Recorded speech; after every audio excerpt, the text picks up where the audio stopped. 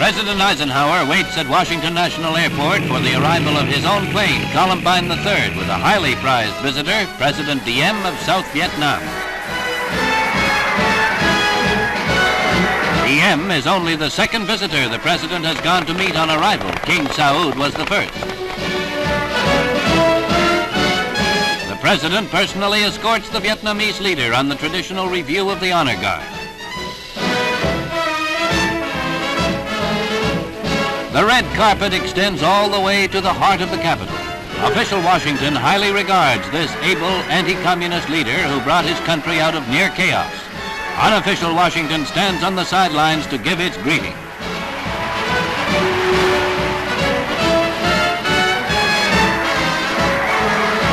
The cavalcade ends at Blair House, where President Diem will stay for his 4-day visit in Washington.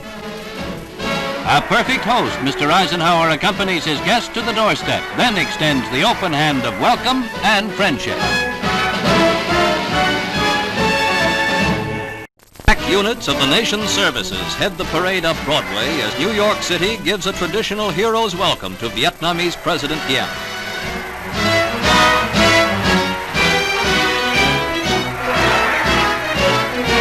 It's a warm and cordial greeting for President Diem, Democratic leader of 11 million South Vietnam people. At City Hall, the visiting 56-year-old statesman who brought a stable government to the Far East nation and stemmed communist expansion is officially greeted by New York City's Mayor Wagner. A salute to a staunch U.S. friend in troubled Asia.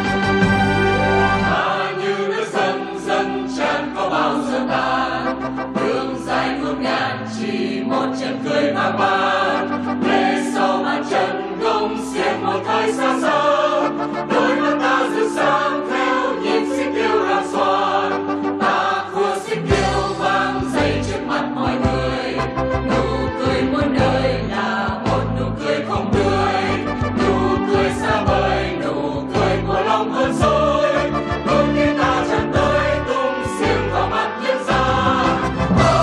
Ta tự thành vâng lang rồi.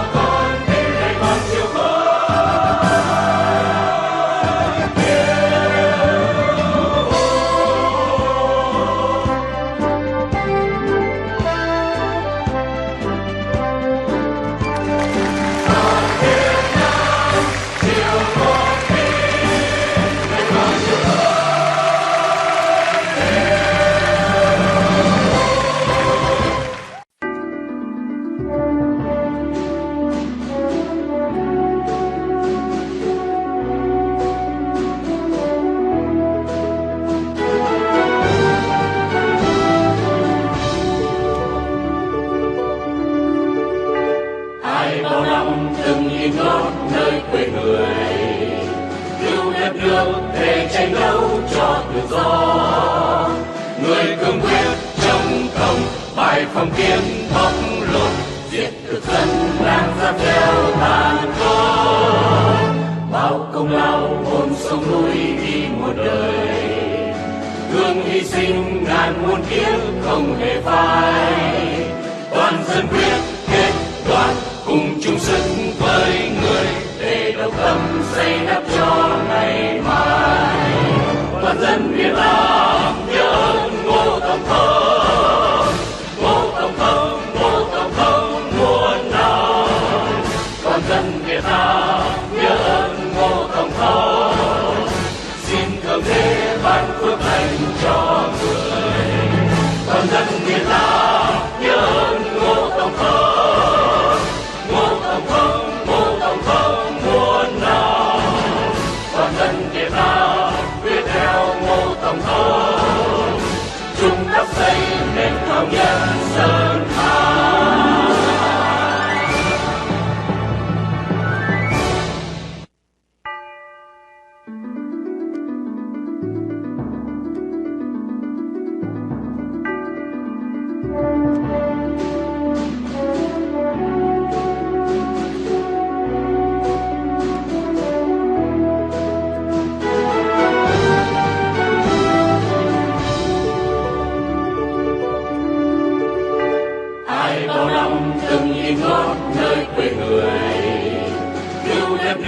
Để tranh đấu cho tự do, người cương quyết chống cộng, bài phong kiến bóc lột, diệt thực dân đang giam theo tàn khốc. Bao công lao hồn sông núi đi một đời, thương hy sinh ngàn muôn kiếp không hề phai. Toàn dân quyết kết đoàn cùng chung sức với người để độc tâm xây đắp cho ngày mai. Toàn dân Việt Nam nhớ ơn Ngô Tổng thống, Ngô Tổng thống, Ngô Tổng thống muôn năm. Toàn dân Việt Nam nhớ ơn Ngô Tổng thống, xin thượng đế ban phước lành cho người. Toàn dân Việt Nam nhớ ơn Ngô Tổng thống, Ngô Tổng thống, Ngô Tổng thống muôn năm. Toàn dân Việt Nam quyết theo Ngô Tổng thống, chung đắp xây nền thống nhất sơn thang.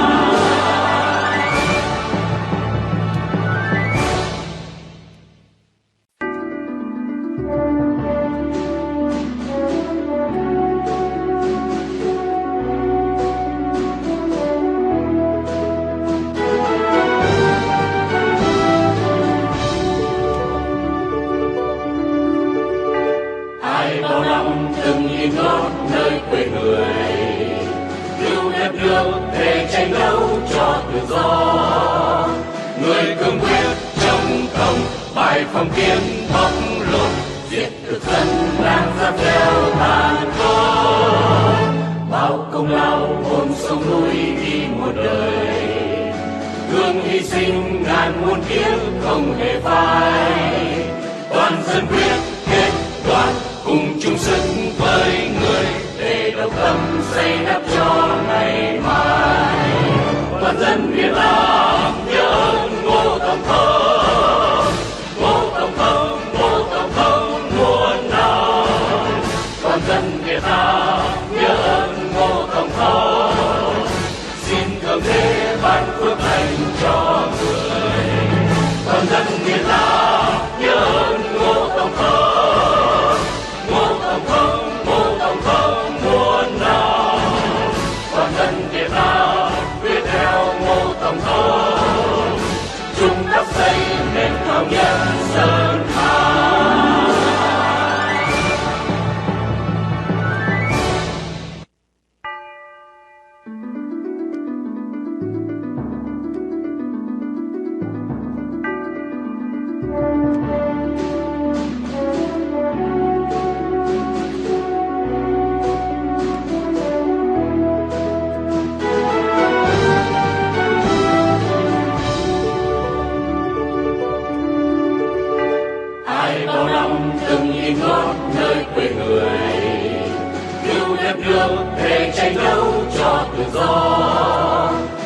cương quyết chống cộng, bài phong kiến bóc lột, diệt thực dân đang giáp theo tàn khốc. Bao công lao hồn sông núi đi một đời, hương hy sinh ngàn muôn kiếp không hề phai. Toàn dân quyết kết đoàn cùng chung sức với người, để độc tâm xây đắp cho ngày mai. Toàn dân Việt Nam nhớ ơn Ngô Tổng Thống, Ngô Tổng Thống, Ngô Tổng Thống muôn năm. Toàn dân Việt Nam nhớ ơn Ngô Tổng Thống, xin thượng đế ban phước lành cho người. Toàn dân Việt Nam nhớ ơn Ngô Tổng Thống, Ngô Tổng Thống, Ngô Tổng Thống muôn năm. Toàn dân Việt Nam quyết theo Ngô Tổng Thống, chung đắp xây nền thống nhất sơn thang.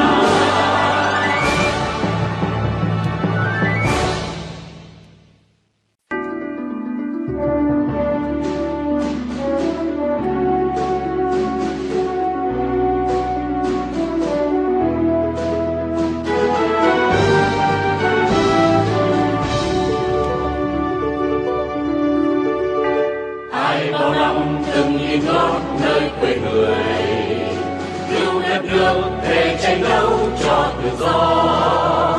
Người cương quyết chống cộng, bài phong kiến bóc lột, diệt thực dân đang giáp theo tàn khốc. Bao công lao hồn sông núi đi một đời, hương hy sinh ngàn muôn kiếp không hề phai. Toàn dân quyết kết đoàn cùng chung sức với người, để độc tâm xây đắp cho ngày mai. Toàn dân Việt Nam nhớ ơn Ngô Tổng Thống, Ngô Tổng Thống, Ngô Tổng Thống muôn năm. Toàn dân Việt Nam nhớ ơn Ngô Tổng Thống, xin thượng đế ban phước lành cho người. Toàn dân Việt Nam nhớ ơn Ngô Tổng Thống, Ngô Tổng Thống, Ngô Tổng Thống muôn năm. Toàn dân Việt Nam quyết theo Ngô Tổng Thống, chung đắp xây nền thống nhất sơn thang.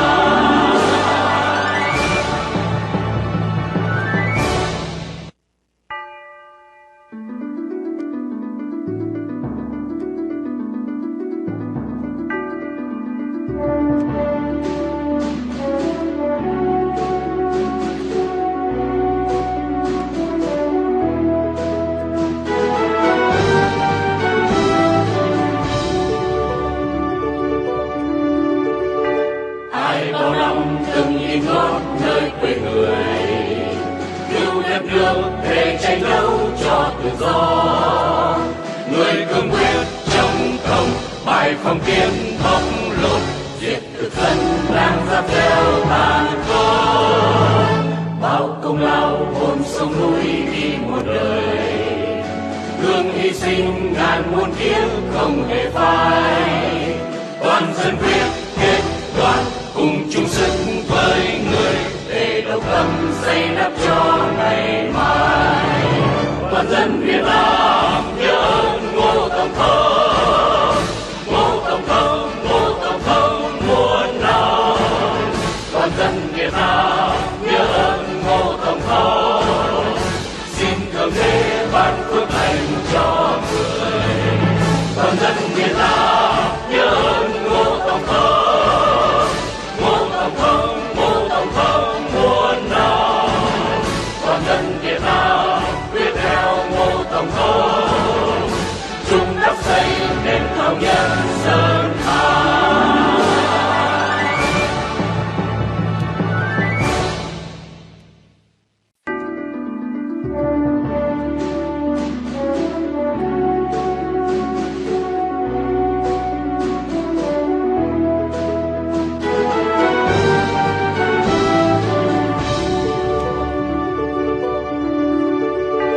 Ai bao năm từng yên gót nơi quê người, cứu đất nước để tranh đấu cho tự do.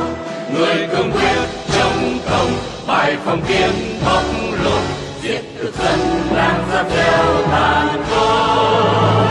Bao công lao hồn sông núi vì một đời, thương hy sinh ngàn muôn kiếp không hề phai.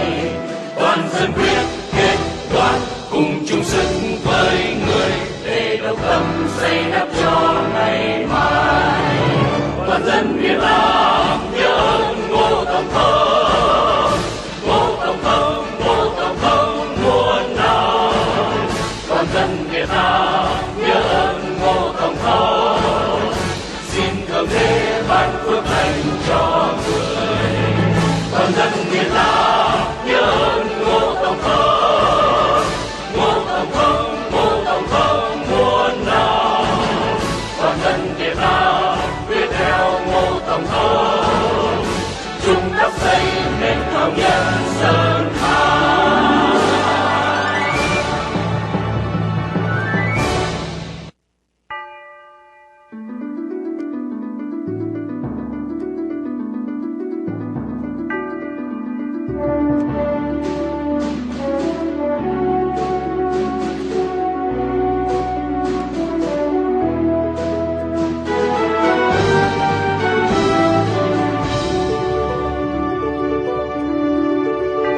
Ai bao năm từng nhìn ngót nơi quê người, cứu đất nước để tranh đấu cho tự do.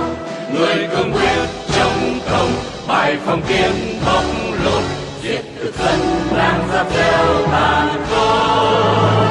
Bao công lao hồn sông núi vì một đời, thương hy sinh ngàn muôn kiếp không hề phai. Toàn dân quyết kết đoàn cùng chung sức với người, để độc tâm xây đắp cho ngày mai. Toàn dân Việt Nam nhớ ơn Ngô Tổng thống, Ngô Tổng thống, Ngô Tổng thống muôn năm. Toàn dân Việt Nam nhớ ơn Ngô Tổng thống, xin thượng đế ban phước lành cho người. Toàn dân Việt Nam nhớ ơn Ngô Tổng thống, Ngô Tổng thống, Ngô Tổng thống muôn năm. Toàn dân Việt Nam quyết theo Ngô Tổng thống, chung đắp xây nền thống nhất sơn thang.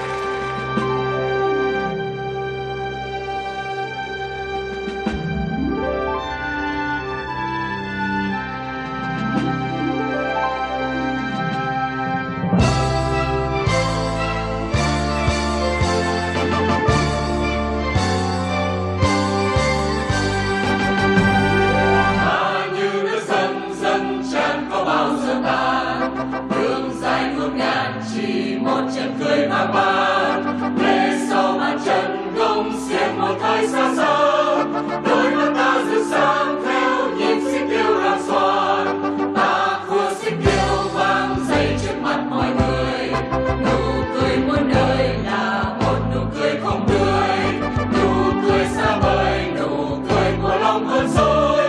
Đôi khi ta chạm tới tung xiên vào mặt nhân gian. Ta tự thành vâng đang dồn lại sương ra tình ngày trao hiền mạnh từng ngày qua. Người nào nghe để trong nam những không vui, chúng ta thành một đoàn người hiên ngang trên mặt trong hát cười đùa vang vang.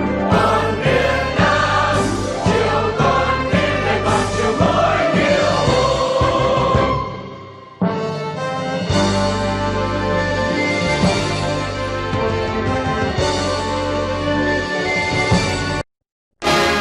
In the midst of diplomatic and military crises and personality clashes, South Vietnam holds an election. According to President Ngô Đình Diem's government, almost 85% of Saigon's eligible voters and as many as 90% of those in the provinces turn out to cast their ballots for 123 members of the National Assembly. Other observers, however, say that since President Diem rules by decree under a national state of siege declared in 1961, there is neither much interest nor significance in the elections. President Diem and his brother and chief advisor Ngô Đình Diệm arrive at the polls. Both Mr. Diệm and his powerful wife, who is now making headlines in Europe, were elected to the Assembly almost unanimously. Both were unopposed. Of perhaps greater consequence is the meeting with Ambassador Henry Cabot Lodge of Defense Secretary McNamara and General Maxwell Taylor. On a special mission for President Kennedy, they made on-the-spot inspection of anti-guerrilla fighting areas, and McNamara confers with Diem before returning to report on the military situation.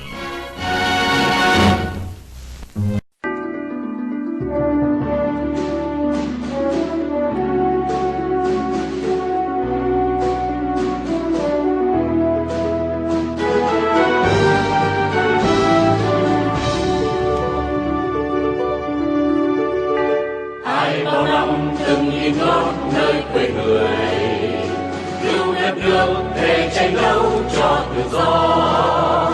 Người cương quyết chống công, bài phong kiến bóc lột, giết thực dân đang dắt theo tàn khốc.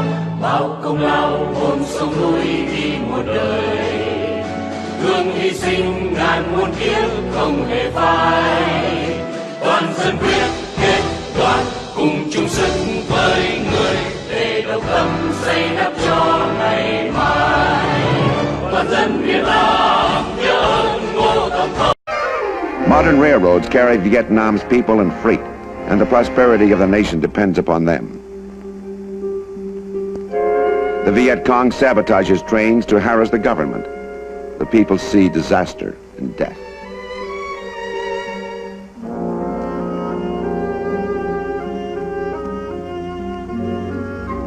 Free Vietnam has made tremendous progress in education.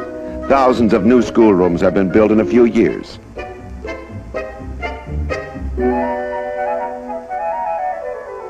The Republic is outstripping the Communist North in the same fashion that West Germany has exceeded the achievements of the Communist East Zone.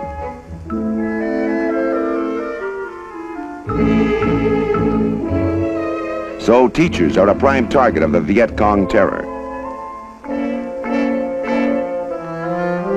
Hundreds of teachers have been slain on lonely country roads.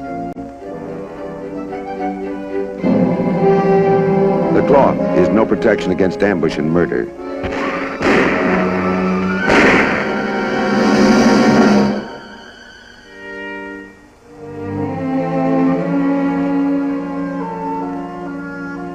These nuns were shot by the Viet Cong. Prompt medical care saved their lives.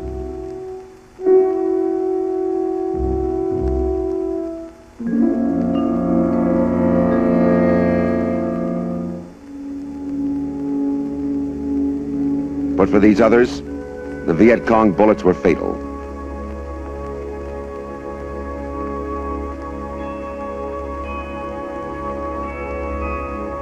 Despite the terror of the Viet Cong, despite their constant hit-and-run raids. Progress continues, but the new hospitals are filled with men who were wounded while defending their freedom. Their grateful president, Ngô Đình Diệm, visits some of his fallen warriors.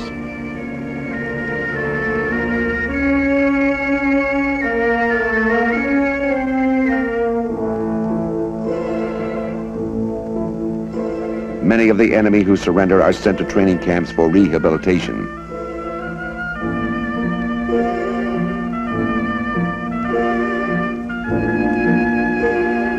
The weapons that the invaders carried, with the names of manufacturers in Russia, Communist China, and Czechoslovakia, are put on display for all to see.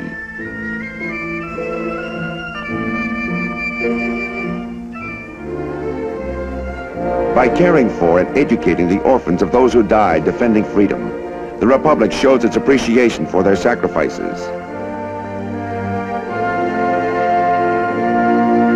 A grateful nation honors the dead with state ceremonies.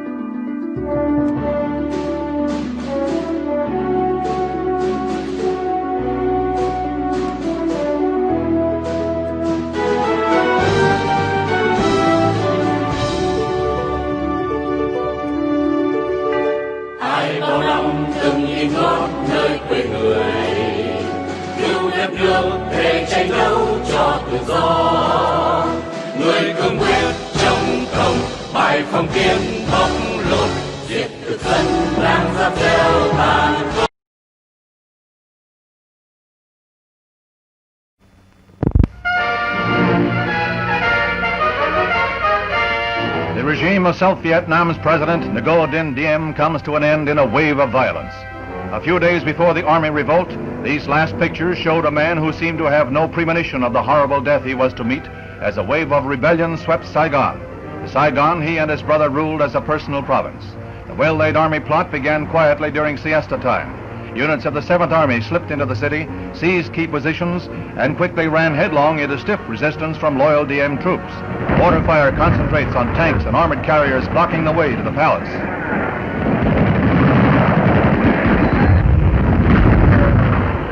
When Diem refused to surrender after he was offered safe conduct, 16 rebel tanks rumbled up to Gia Long Palace.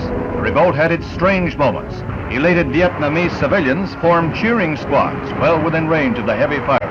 For 2.5 hours, the palace comes under heavy bombardment before the white flag is raised. Meanwhile, Diem and his brother Ngô Đình Diệm had fled the palace in disguise. They were later captured, only to die in an armored car that was taking them to prison.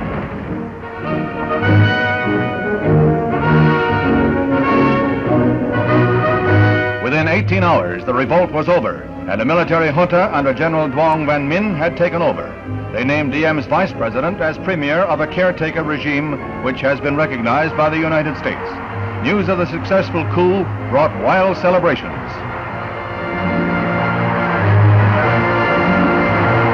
In the early hours of the new government, there was widespread looting, most of it aimed at those who had been close to the deposed house of Diem. Pro-Diem newspaper plants were a favorite target, and soon it was hard to find a picture of President Diem or Madame Nhu that wasn't defaced or burned. A curfew was clamped on Saigon, and the new leaders called on the people to turn to the main business at hand, the war against the Viet Cong communists.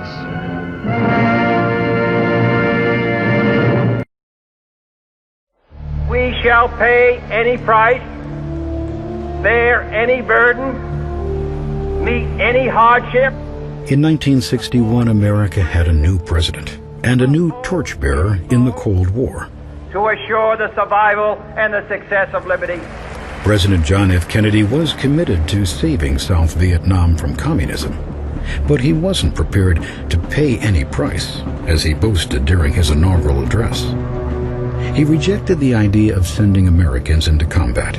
Instead, he authorized substantially more money and military aid to help South Vietnam defend itself. American military advisors trained Diem's South Vietnamese army to fight in a guerrilla war.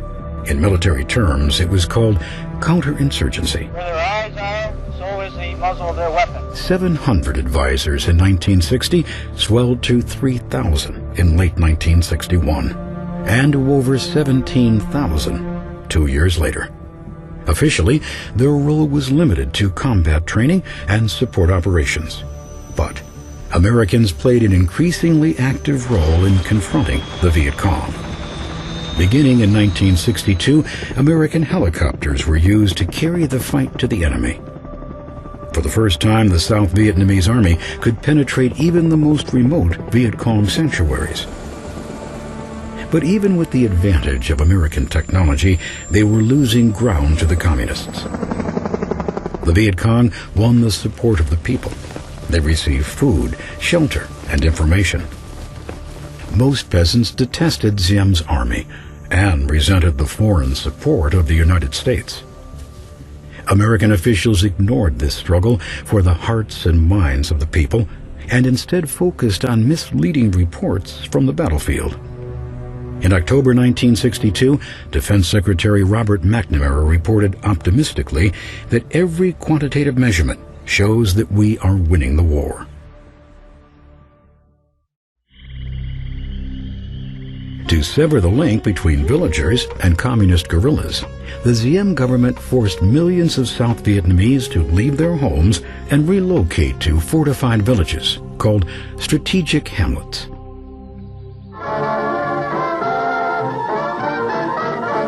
We are building strategic hamlets to bring peace throughout the country.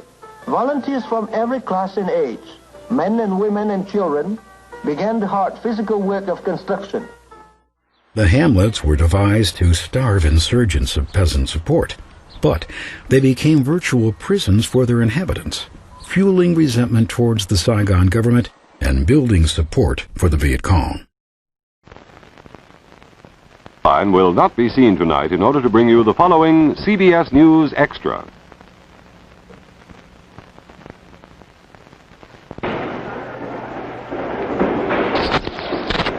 Revolution looked like in South Vietnam's capital city of Saigon on Saturday morning. All night Friday, the guns of the revolutionary forces had been firing on the loyal government troops and their installations. All night the shells had fallen on or near the presidential palace, where President Ngô Đình Diệm and his advisor brother Ngô Đình Nhu refused to surrender. Snipers were everywhere. The city streets rang with the rapid explosion of mortar shells over a background of shouts and cries. Tank guns were firing and submachine guns. The revolutionary forces had clearly moved according to a well-constructed plan, and they carried it out with skill, sealing off sections of the noisy, smoking city and neutralizing the government forces neighborhood by neighborhood. It was planned with intelligence. That would be a soldier's view. But even among soldiers, the battle broke down into little pieces and became a man with a gun guarding a man who had had a gun but now knelt on the sidewalk of a street with his arms tied with a rope.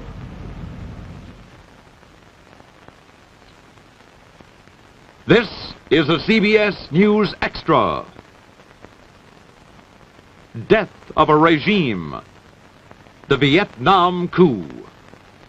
Produced by and under the control of CBS News and presented as a public service by the Metropolitan Life Insurance Company, the company which provides insurance protection for over 44 million people, and by metropolitan representatives in your community. This program comes to you in the belief it is important for all of us to see major news in the making and to know and understand the great events of our time. Good evening. Latest word this evening from our correspondent Peter Kalisher in Saigon is that Army units loyal to the late President Ngô Đình Diệm may still pose some threat to the military rebels who ousted Diem's government on Saturday morning. The rebels have pledged democracy and a decisive war against communism. A caretaker cabinet is being formed, reportedly under Nguyen Ngoc Tho as premier. He's a Buddhist who served as vice president under Diem. Before we show you this film of the fighting in Saigon, a word about how it got here. Our CBS News staff in Saigon, in a breakneck operation, got the film on a flight to Bangkok. There it caught Pan American's round-the-world jet to Tehran, where it was transshipped to a more direct flight. An accident at the Paris airport delayed that plane, and so we're set up now to transmit the pictures direct from Idlewild Airport. At the moment, the anti-aircraft batteries and machine gun batteries all around town are opening up, but from here you can't tell on what. All American personnel have been ordered off the streets, and here at the embassy, reports are trickling in very slowly.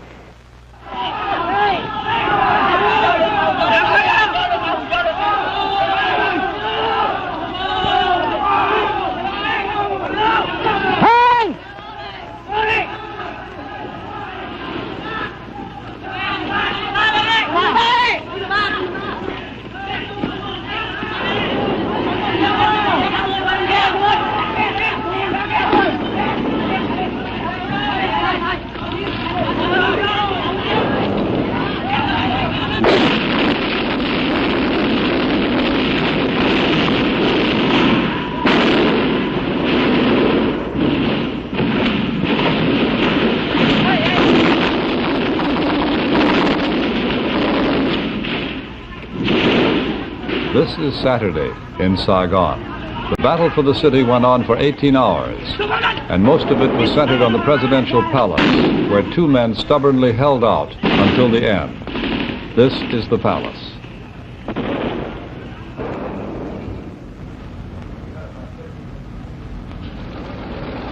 Now there is a lull in the fighting. Just after 6:30 in the morning, Saturday, Saigon time, a white flag fluttered out a window of the presidential palace, and the shooting ceased. Outside, the tanks were gathered. Then the Marines went in. These are Marines, the men who were in the forefront of the battle on the revolutionary side.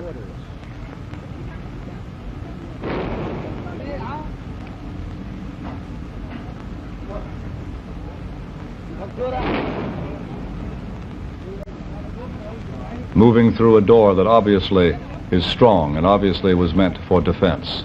That's the white flag, a Marine in scorn waving it out the window.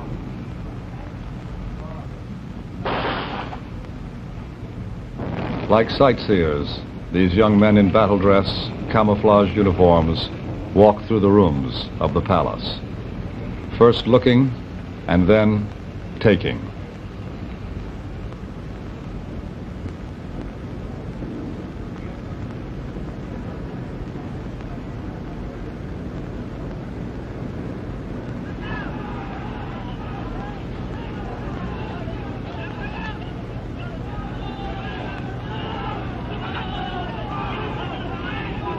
No one has said officially what happened to the two men who held out there so long, President Diem and his brother and advisor. The story in Saigon is that they escaped from this palace through a tunnel perhaps dressed as Catholic priests, and then was seized by soldiers 3 hours later in a Catholic church. President Diem killed by gunfire, his brother killed by stabbing. That is the unofficial version. Our reporter at Idlewild Airport, from whence these newly arrived films were projected, was Robert Trout. The story of the Vietnam crisis, a look at the characters and the events that led to revolution. I'll be back with that part of the story after this word from Metropolitan Life. Vietnam became the American key to the security of Southeast Asia soon after the end of French colonial rule there in 1954. The country was split in half at the 17th parallel. The North fell under communist rule. The South was turned free. Since then, the story of South Vietnam has been the story of this man, Ngô Đình Diệm, the son of a noble Mandarin family that turned Roman Catholic back in the 17th century. Diệm came to power in 1955. His country had been split in two a year earlier, and with a multi-billion-dollar U.S. aid program, Diệm built a powerful army as a bulwark against the communist guerrillas in the north. But trouble also came from within. February 27th, 1962, rebel elements in Diem's own American-equipped Air Force attacked the palace in Saigon. It was unsuccessful, and the ruling family passed it off as isolated treason. Others said the revolt was widespread. President Diem took no chances. He moved into a new palace, guarded by his own private army. But certain conditions could not change. Roman Catholic Diem ruled a country that was two-thirds Buddhist. He considered opposition and treason synonymous. Diem gave favored treatment to Catholic institutions, and when the Buddhists demanded equality, they were met by strong-arm tactics. The responsibility for Buddhist repression fell to the man behind Saigon's political throne, Diem's brother, Ngô Đình Diệm. Nhu stayed behind the scenes until his death, and had it not been for his fiery, outspoken wife, Madame Nhu, Diem's brother might have permanently hidden himself in the background of palace politics. Since May of 1962, when Buddhist opposition broke into the open, Nhu had the job of suppressing it. American involvement in Vietnam has been constant and costly since the French were pushed out. At least 61 American lives have been lost in battle with the communist Viet Cong. 16,500 American troops are in Vietnam now, ostensibly training and advising the native army, but often as not, getting into the thick of the anti-guerrilla war. $2.5 billion in American aid have been poured into Vietnam thus far, aid that's now running at the rate of $500 million annually. The war is a slow, slogging process through rice paddies and jungle that are friends to the guerrilla fighters. A struggle of another sort was born in the Buddhist temples of Vietnam. The country's religious majority claimed oppression by the Catholic minority. They chose a violent and grisly form of protest.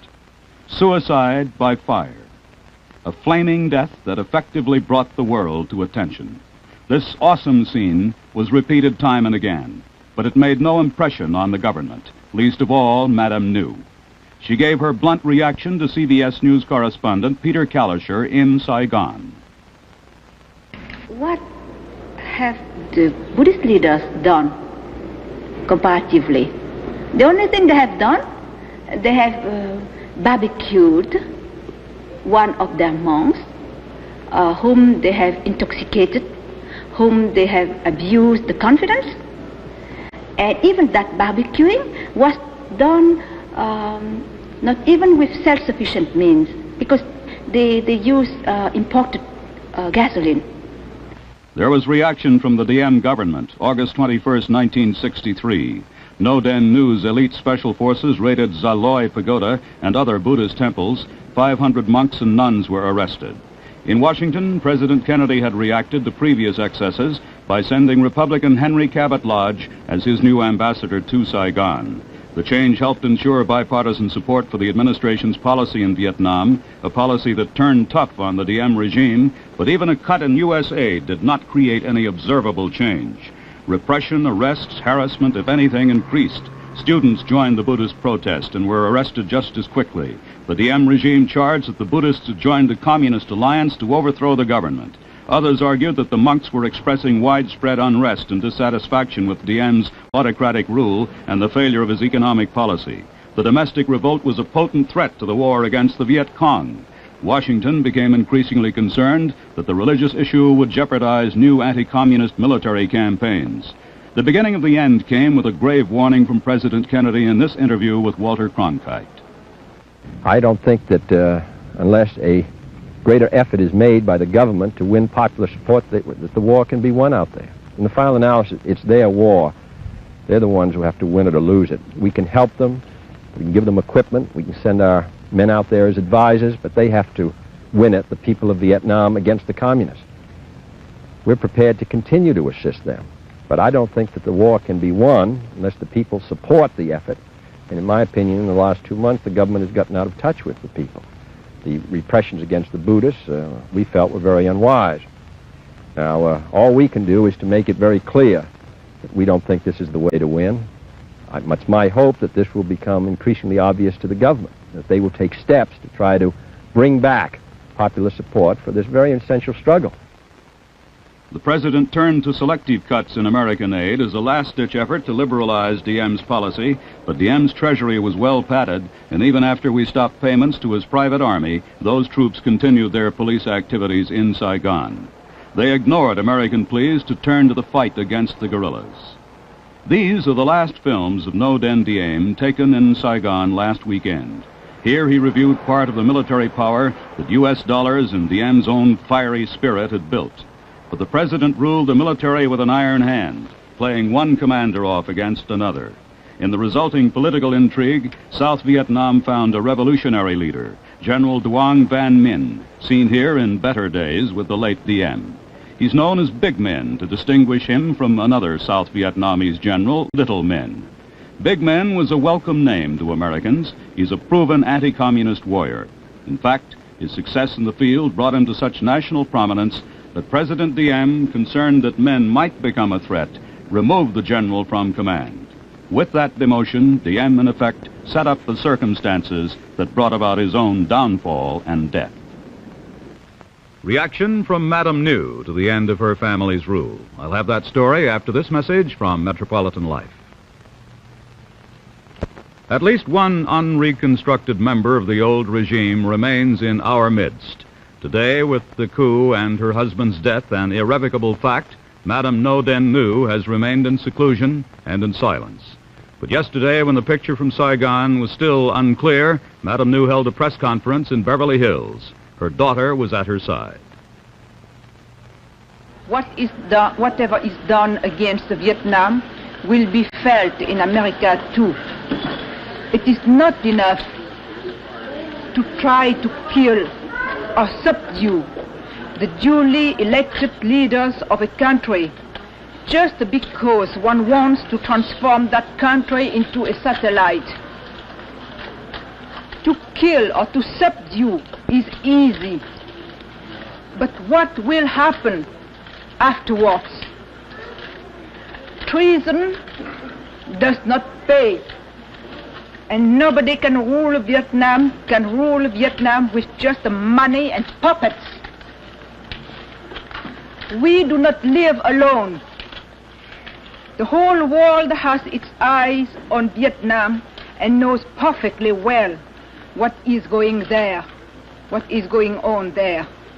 In spite of all the distortions and blackouts directed by that international communist propaganda network, which has become so strong.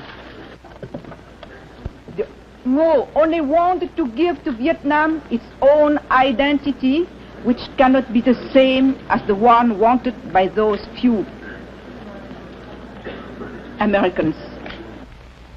General Dieng Minh, the supposed leader of the coup, is highly praised in the American press. But is he supposed to rule the Americans or the Vietnamese? And all those who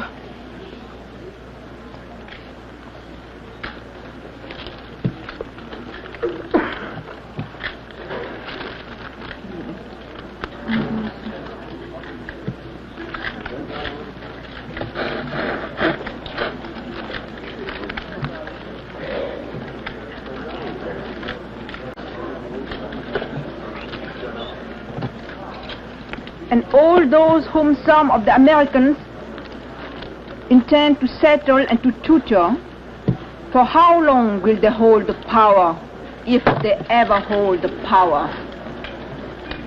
I repeat, and all those whom some of the Americans intend to settle and to tutor, for how long will they hold the power, if they ever hold the power?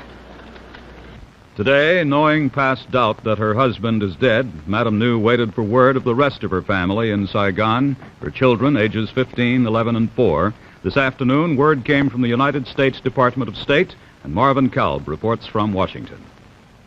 The State Department informed Madame New today that her children are safe and will soon be flown to Rome. Presumably, she will join them there.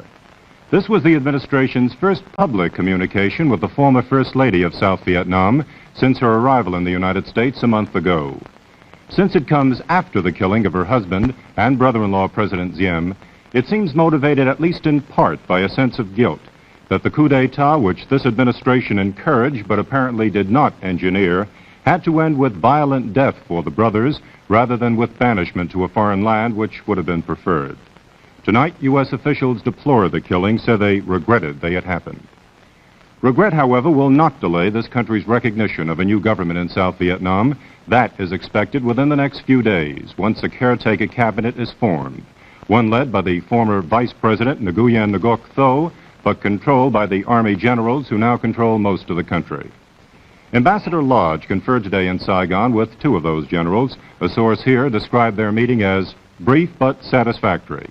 The ambassador presumably received a tentative list of cabinet members, but this cannot be confirmed here, as well as assurances that the war against the communist guerrillas will be waged as effectively as possible.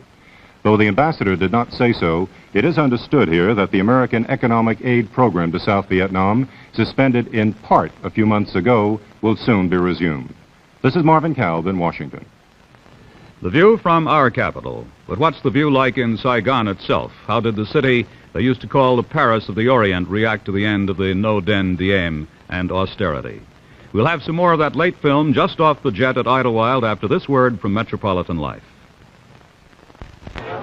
It's over. It's over. A long nightmare is over. A criminal dream in which the United States too long pretended that a family regime like Diem's, a family tyranny, really represented the people of the country. These are the people. The students, the ordinary people of Saigon cheering the troops, giving them bread, giving them bananas.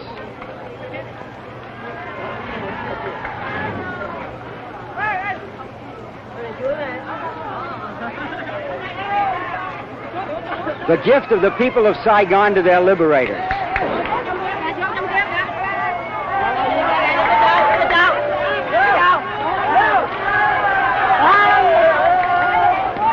These troops have been fighting all night. They're hungry, and the people know it. That was Peter Kalischer again in Saigon. And this is Robert Trout again at Idlewild Airport.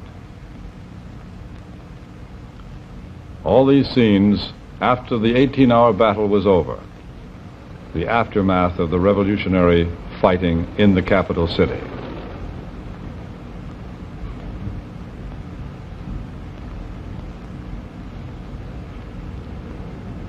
Burnt-out military vehicles, wreckage, barbed wire, a one-way do-not-enter sign in front of the presidential palace, twisted. The debris of war, even though a short battle. There are weapons to be collected and to be stacked now that the fighting is done.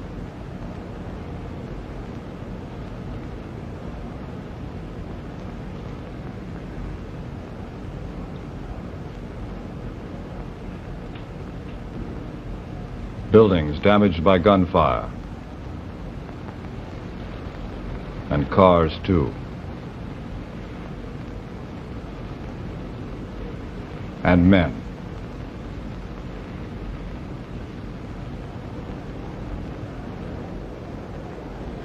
The crowds are pleased, though, and for a while the government let them run wild.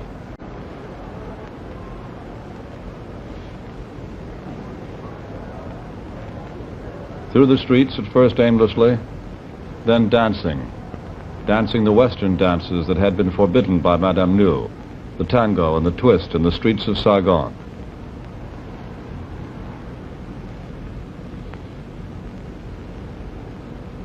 That was a statue that was erected to three legendary sisters in South Vietnam's history.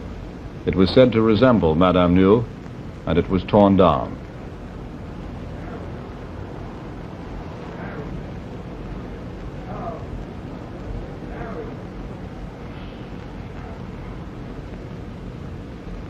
Offices and homes that belonged to some government employees were set fire.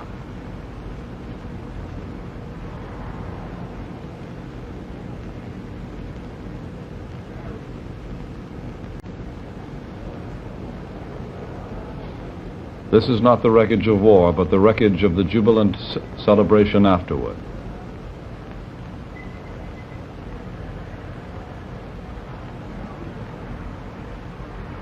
Books are being burned.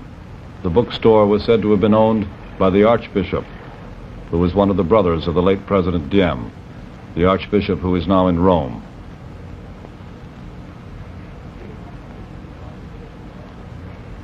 A small witness.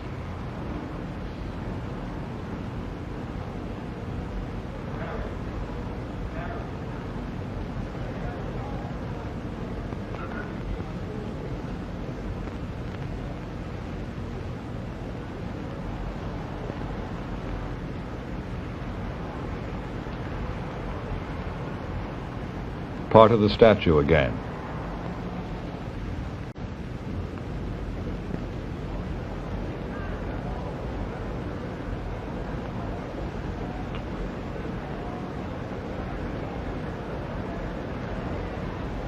Finally, after many hours, the crowds are told by the troops to behave, to restore order, and to stop the general celebration.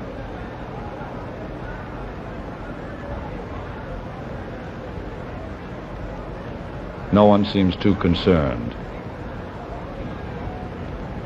Neither the crowds nor the troops.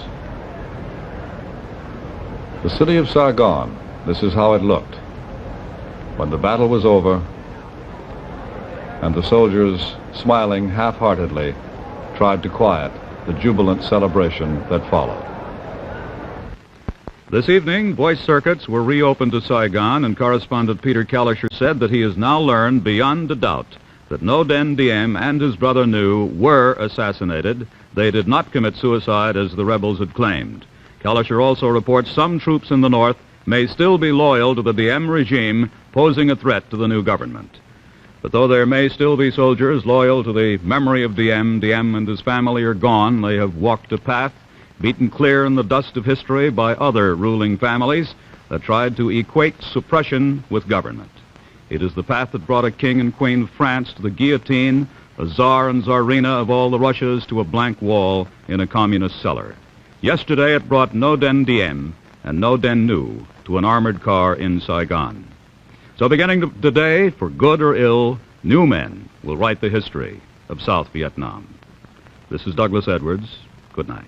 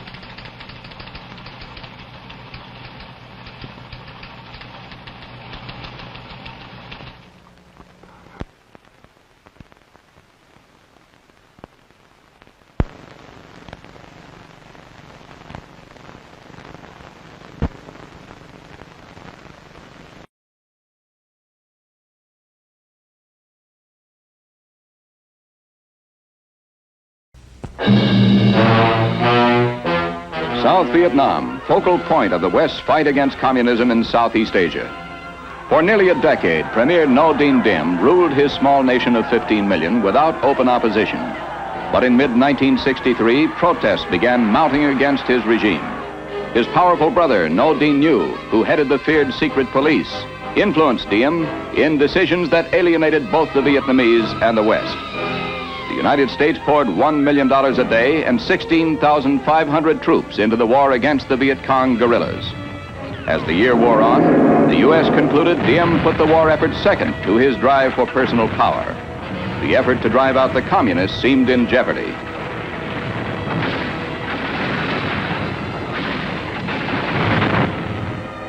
Students and Buddhists rose against oppressive measures by the Roman Catholic Diem family. 2/3 of the Vietnamese are Buddhists. New sent troops against them, killed some, arrested hundreds. But the uprising mushroomed. Buddhists marched. They starved themselves, burned themselves to death. Outspoken Madame Nhu went to the United States to defend her government's actions and to attack the U.S. policy. At home, Nhu increased his oppressive tactics. He went too far. The Vietnam military took advantage of the climate of hatred against Diem and Nhu and of American despair of the situation. In a swift coup, they swept through the streets of Saigon, overwhelmed loyalist forces, and seized key buildings. Diem and Nhu refused an offer of safe conduct out of the country and fled. Both men were killed. Officials at the shell-pocked palace surrendered 18 hours after the revolt began. At news of the Diem ouster, tens of thousands of citizens poured into the streets in a wild celebration. Exuberant crowds tore down statues associated with the Diem family.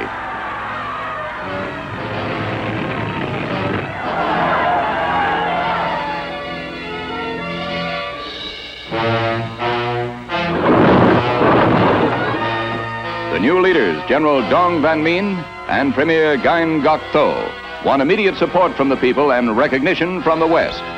They proclaimed religious freedom, released hundreds of Buddhist prisoners. They promised free elections and stepped up the fight against communism.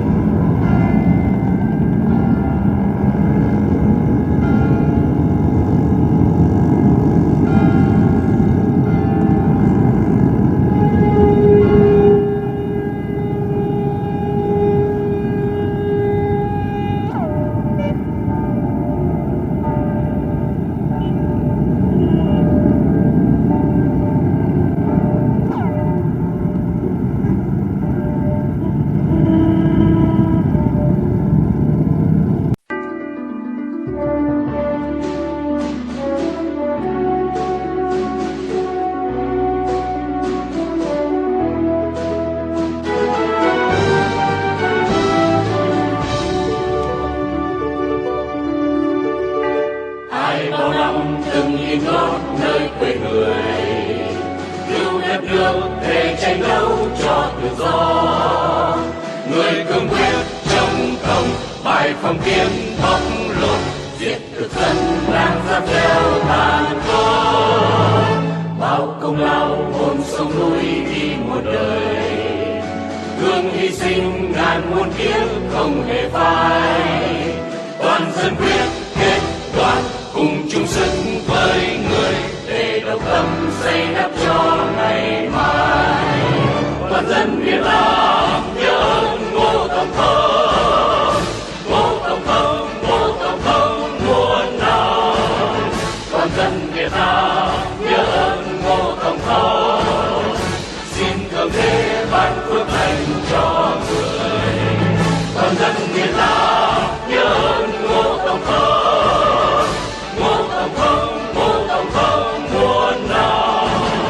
Toàn dân Việt Nam quyết theo Ngô Tổng Thống, chung đắp xây nền thống nhất sơn.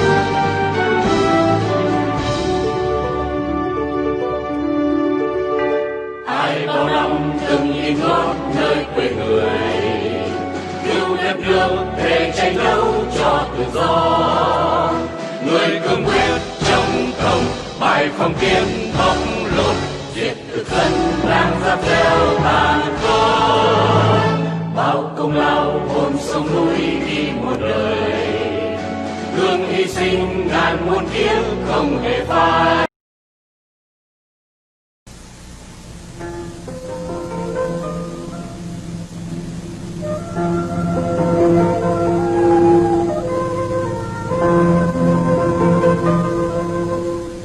Kính thưa quý vị, chương trình của Đài Truyền hình Việt Nam tối nay đến đây đã chấm dứt. Với những cố gắng thường xuyên trong các mục thông tin, giáo dục và giải trí, chúng tôi ước mong quý vị đã thưởng thức phần nào chương trình của đài chúng tôi.